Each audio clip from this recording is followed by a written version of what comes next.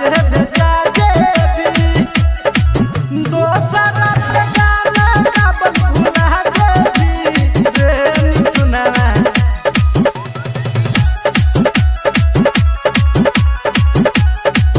हमारा जे बेटा देवी कृति पगहना गा के बन छी रंगदार रे यादव से पंगा लच देब छतिया के पार रे जहिया हमारा जिला में रह देवी रे मिथुना ओही पिता देवी दोसरा पे गाना गाबल भुला देवी रे मिथुना हमारा जे बेटा देवी हमारा जे बेटा देवी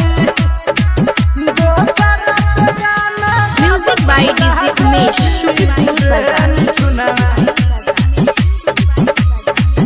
हमारा जे बेटा देवी नाही करबौ के सहमे करबौ बदमाशी रे मर्डर कहियो करबौ तोहर चाहे जेल हेतै फांसी रे चाहे जेल हेतै फांसी रे नाही करबौ के सहमे करबौ बदमाशी रे मर्डर कहियो करबौ तोहर चाहे जेल हेतै फांसी रे बहिन के वरके नामे न चाहबो रे मिथुना हमारा बेटा देतो दोसरा पे गाना गाबल भुला देवी रे मिथुना जहिया बेटा देवी जहिया बेटा देवी Music by DJ Umesh, Shukipur Bazaar.